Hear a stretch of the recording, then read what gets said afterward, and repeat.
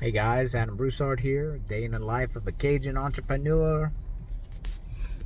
And man, how am I trying to be financially free? I'm not there yet. Some people get confused thinking, oh man, you got all this stuff going on, you're there. Well, I beg to differ. You look at my checkbooks and my bank account and my income and expenses, we ain't there yet. But what I'm doing is going down the road creating assets or buying assets. And the longer you own the asset,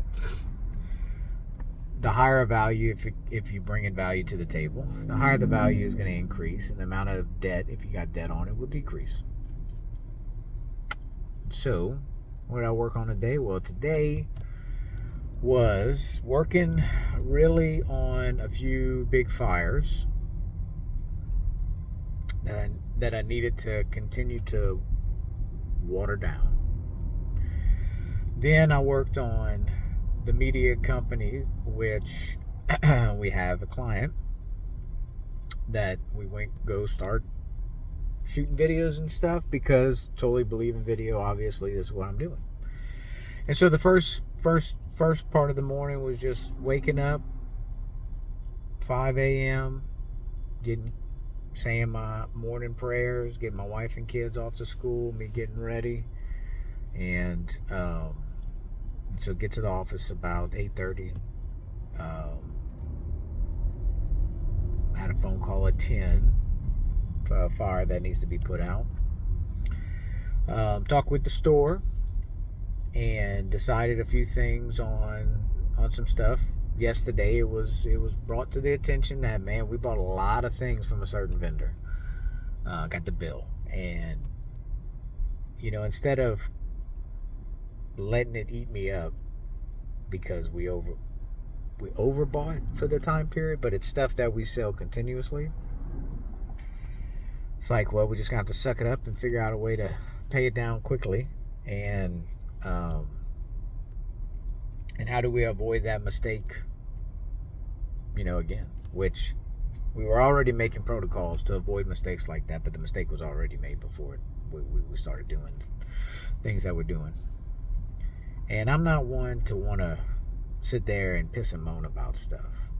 Mistakes are made. I entrust people to do things, and mistakes happen all the time because nobody's going to do it like you would or think like you. And to empower people is to allow them to make mistakes, and those mistakes always cost the owner. Why does the owner have to have thick skin on stuff? It's because of the mistakes. So yeah, turn around, doing some computer work a little bit, but about 1 o'clock we go to one of our clients for Strata Media, and we go help them shoot a video, talk to them about some other business that we have going on. Then had to go pick up my son because my parents are without a vehicle right now until tomorrow, and so I had to go bring him all the way to them, which is about 45 minutes away from where I was at, and so I had to make a big round trip. And but I got to go see him. I wanted to. As my parents age, it's more important that I talk to them every day and visit with them as often as possible. Now it's getting close to 5:30, and I got one more meeting left with somebody in the recovery homes, one of my landlords. I want to disclose to him everything that we've been up to, because he's also becoming a friend, and I'm asking him to work with me on a few things that I want to share with him why. And the reason for the why is because we have there's bigger project that I'm working on, and this whole thing that I'm doing is all the different companies and stuff, they all go together in some form or fashion.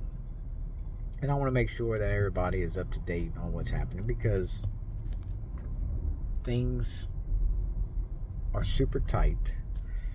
And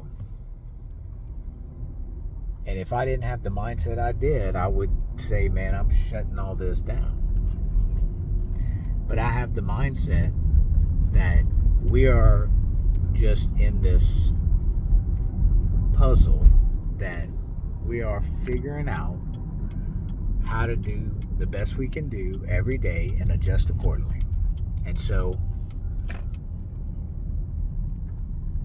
there's activity happen, there's good things happening, there's tough things that are happening. But at the end of the day, you keep rocking and rolling. And so I'm pulling up to the meeting right now. I'll be done about 6:30, then I'm heading home, and I'll talk with y'all tomorrow.